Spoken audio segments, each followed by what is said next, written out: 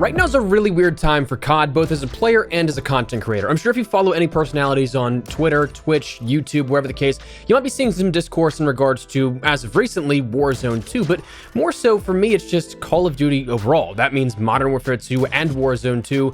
Not so much DMZ, which we'll touch on in a second, but it's been a little while since I sat down at my desk each day and was like, well, I have no idea what I'm doing today, because simply put, there's just nothing going on in the COD space at the moment. Season 1 came and went, Season 1 Reloaded did the same, but since the holiday break, we've had no new content, minimal updates, and the updates that we have gotten have been minuscule by comparison, as well as very limited to no communication at all. The worst part is that right now, we're maybe at the bottom of that valley. We've still got about 3 weeks to get back up until we see anything new or upcoming for a worthwhile change that's made in regards to what's going to be a title update for Season 2.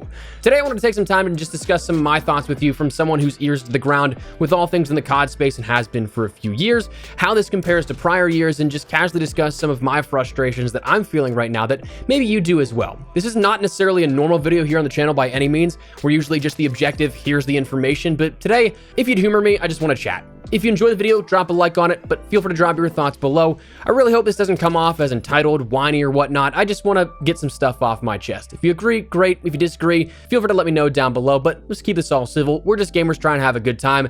It's cool if we don't feel the same way about some things, but end goal, of course, is just to have fun and be entertained, so let's try and stick to that. But a first big part of the frustrations that I have come down to simply Modern Warfare 2 and the content distribution. For this, I'm not going to be touching on anything mechanically. Instead, this is just like post-launch stuff in terms of content and maps and things like that. I don't expect major gameplay overhauls to come to movement speed, ADS speed, gameplay mechanics, and stuff like that in either Modern Warfare 2, Warzone, or DMZ. Infinity Ward's made it all clear that they're sticking to their guns in terms of design, for better or for worse. But one thing that's irked me since the launch is content, or lack thereof. And again, this is where I don't want to sound entitled or whatever. I just want to present the decline in post-launch content as it is, because it is irritating as a consumer, not even as someone whose job it is to play the game and keep people informed.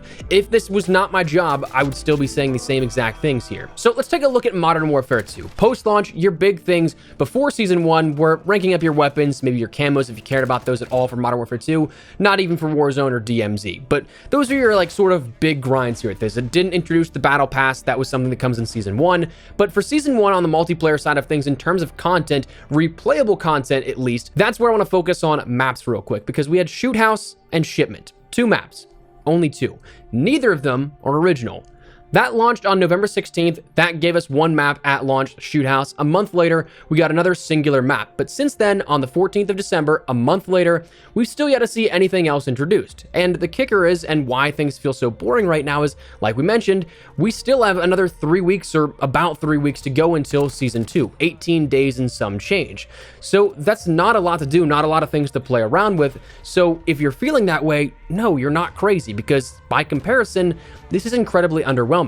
Let's dive into the past few years by comparison and what it's held. Vanguard only introduced 2 maps, Paradise and Radar, at Season 1. We've touched on this before, and I want to touch on it again for further clarification in a second, but for comparison's sake, next we have Black Ops Cold War. The year before that, we had 9 maps with Season 1. 9. 4 gunfight maps, U-Bahn, ICBM, KGB, and Game Show, 3 6v6 maps of the Pines, Raid, and Nuketown Holiday in that launch week, and then Express as a surprise addition in the mid-season update, and finally, we had Sanatorium as a Fireteam map later on in season with that mid-season update as well. Modern Warfare 2018 had 8 maps. 4 gunfight maps, kind of 2 since 2 were reused, but 4 additions to that gunfight listing. Those were Atrium, Cargo, Shipment, and Winter Docks. Then we had 6v6 maps of Crash, Vacant, and Shipment, and the ground war map of Port of Verdansk. Black Ops 4, going back even further, had 3 maps, Nuketown, Firing Range, and Seaside Sunset. So even when we look back to Black Ops 4, which is a wildly underperforming game in the content department, that got torn up at the time. Why is Modern Warfare 2 less than even that? Vanguard, again, I could maybe understand because they're rumored to be developing the next year of content for Modern Warfare 2, a new Warzone map, and so on and so forth. So they would have had to have shipped Vanguard and then go all hands on deck for creating another literal game, not just DLC. So the content team for Vanguard post-launch would be much smaller by comparison. So logically, I could understand less content for that reason. I wouldn't like it, but again, logically, it would check out. Modern Warfare 2, on the other hand, though, reportedly no developmental turmoil over the 3 years of its development, no deviations in development for 3 years, and we get the least amount of maps, or rather tied with the least amount of maps we've seen in COD history post-launch. I don't get it.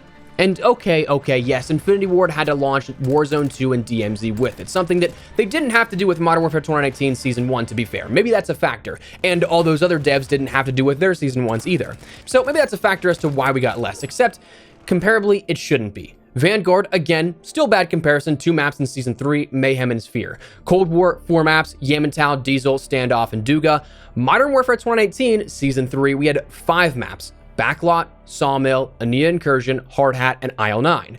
The season after launching Warzone, just a month before that, they still had 5 maps on offer, where a lot of their developmental hands-on was on shipping that game and making sure that the launch actually went well. Immediately turning around and finishing up 5 additional maps for the season after, well, why can't we see more than 2 in Season 1 here? And sure, that's not the season that Warzone launched, but we can take a look at that too, because if you want to take a look at Season 2, where Warzone launched in Modern Warfare 2019, Season 2, they launched 6 maps. Rust and 6v6 and Gunfight, Superstore, Boneyard, Bazaar, and Condor Hideout.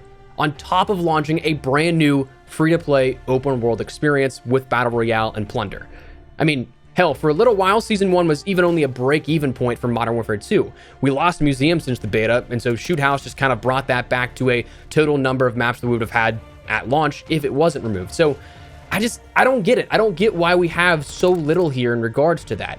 To me, it's kind of inexcusable. Again, Vanguard maybe has that excuse where Sledgehammer is working on the next Modern Warfare 2 in a sense, but I don't get why we've had so little on the multiplayer side of things. Weaponry, kind of standard. Very surprised we didn't see any melee weapons, though. That was kind of surprising to me. The sort of primary weapons are right in line with what we've seen, usually year over year, season over season, so that one wasn't too surprising to me. Again, no additional melees, though. That was kind of odd to me. Game modes still seemed like we were missing quite a bit, and it just seems like 6v6 and the multiplayer experience was getting overall neglected. But the weird thing is that while people will talk about Warzone and Warzone 2 taking up development time for everything like that, it still seems like Warzone 2 was really not much of a focus either. Now, here's the thing. I'm not expecting much content for Warzone just yet, like major point of interest additions, changes to Al Mazrah. That map is still brand new. We just had this launch, so the whole world of Al Mazrah is still there to explore and master, and we'll get there in a second, but I'm really surprised that we got Building 21 as a new area for DMZ. That actually really blew me away. But my issue with Warzone 2 and the sort of feeling that I have where it's very hands-off is that we haven't seen any major substantial changes to the gameplay loop per se since November 16th when the game launched. The meta for Warzone, the RPK, the Fennec, that's still the same exact meta that we had since launch.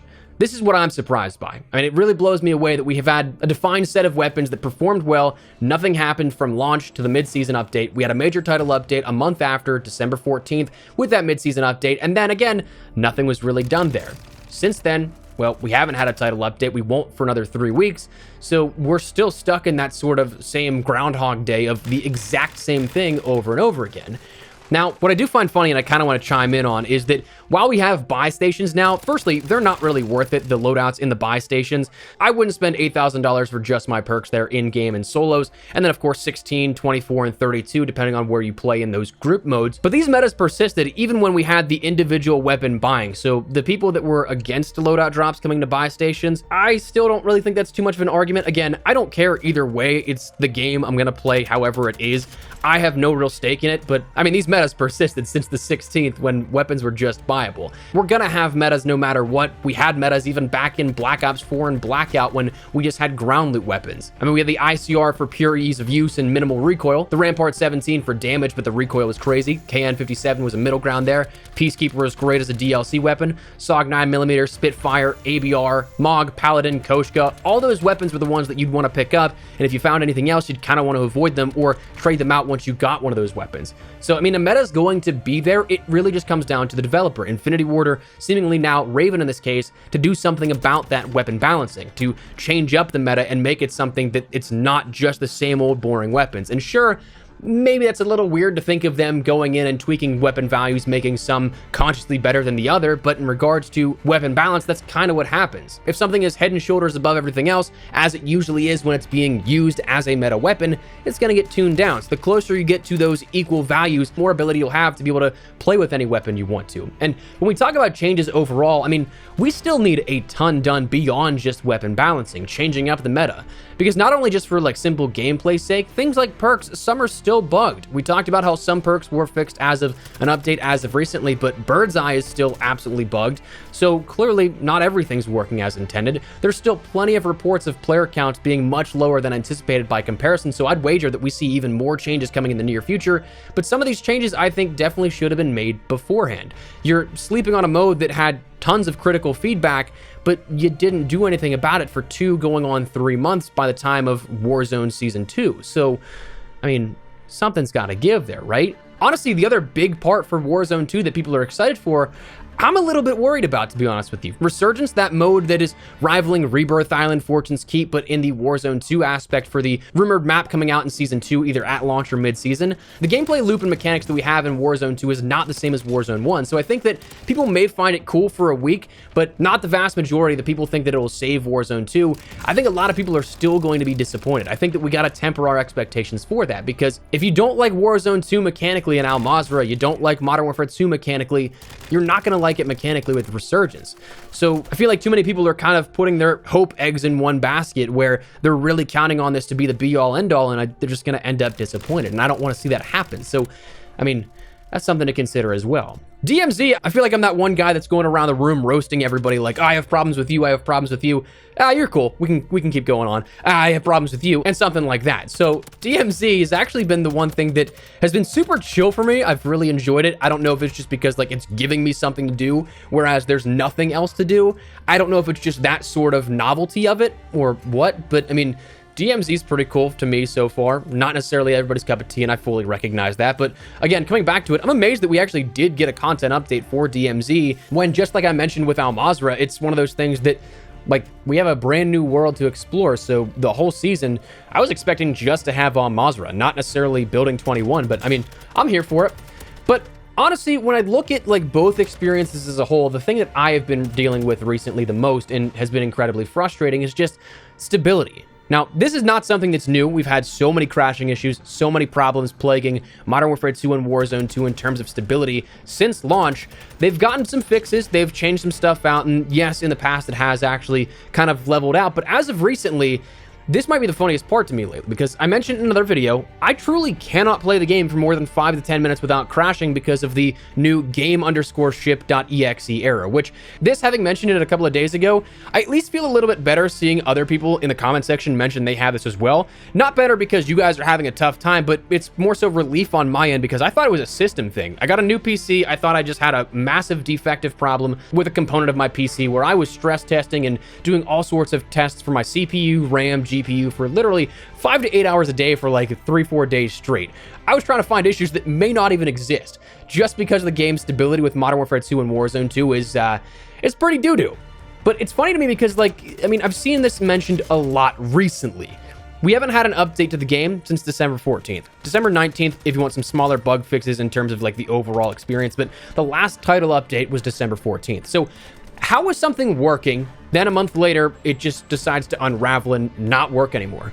Like, it kind of reminds me today, this is going to be the most obscure and strangest comparison here, where I went to the grocery store, pulled a thing of ground beef off the shelf to make some tacos later, and the other ground beef stacked behind it in the back just kept sliding slowly and slowly to the front, and I'm like, that's going to fall off the shelf, isn't it? Like, I stepped away and I had to come back because I'm like, that's going to fall and cause a mess. But that's kind of what it reminds me of, where like this somehow slowly fell off and then just broke. Like, I don't know how that happens, but I mean, that seems to be what's happening with the stability of this game right now. And the final thing I'm going to touch on, because this is now turning into a longer rant, I apologize. I'm not one to really try and, I guess the word complain works here for this, but the last thing I want to touch on is communication and commitment. This has always been a weak point for Infinity Ward. I don't know why. It's just something that Modern Warfare 2019 was the same way. Ghost, it was the same way. Infinite Warfare was the same way. I get when you take a look at things like let's just take Twitter, for example. You're a brand account. Truthfully, I don't want any studio to go overboard and be like the Wendy's Twitter account of gaming and try to be this parasocial experiment where a brand takes on a personal identity and replies to everything and kind of acts like they're a person. But, I mean, what we have right now, tweeting once every few days about the Trello board is nice, but that's all that's happening. I'd love to see Infinity Ward actually engage in the community discussion, be involved in hearing out players and their ideas, even if that can't happen. Acknowledge that you're hearing these things. And I get that, yes, Infinity Ward, I've said it before, they are probably, in my opinion, the most stubborn of devs. They won't listen to the feedback and actually translate it into gameplay changes. They'll listen to it, but it goes in one ear and out the other. But at this point, I'd rather take the facade of, okay, maybe it's actually being considered versus just being stonewalled. That's the one thing, love them or hate them, that I absolutely adored Sledgehammer for. I have so much respect for the people who ran their comms team from like World War II to all the way up through Vanguard, honestly. Maybe the games weren't what we wanted to see. I'll be the first to tell you, they weren't my favorite. Vanguard really was bored with that very quickly. But when it comes to their comms team, the official Sledge account was in the subreddits, replying on Twitter. They literally had community updates every single Friday in World War II to keep players involved and in the loop with what they're working on, what happened that week, and what will be upcoming on smaller and larger scales for updates to look forward to. And they even included an entire segment about community features, like cool artwork, projects, videos from the community. Like, that stuff showed me they cared with and engaged with the community. Treyarch did it for a little bit here in those community updates, but like right now with Infinity Ward, it's just such the opposite, man. I mean, 3 of their last 4 tweets have replies turned off. And I get it. Maybe you want to put information out there and mitigate the number of trolls there. You don't want that to be something that just kind of is peddled out there, that just breeding ground for trolls. I get it. It's exhausting from a fan perspective, reading the amount of comments that are just like shit posts of people saying, game's dead, or who asked, or stupid things like that. But like, you have to see the perception to that, right? The community already feels disenfranchised by a lot of stuff and feels closed off from you, but now you're going to turn off replies and make it a one-way delivery of information like that? Again, I get what you may be trying to do, but you have to see that inadvertent message that sends. You have to. So, I mean, sure, I'm a guy that's just talking to my computer, my microphone right now. I don't have all the answers, but like, something's got to change here in delivery for content, communication, updates, whatever it may be. There's, of course, plenty of things we could brainstorm, but like right now, this is just how I'm feeling. This is one thing that I wanted to just get off my chest and just talk to you guys about. So let me know your thoughts down below. Right now, I'm just kind of going through the motions. I apologize if the video quality has kind of suffered as a result. There's not much to talk about. There's very little in terms of guides that we can work on. I have a couple coming up.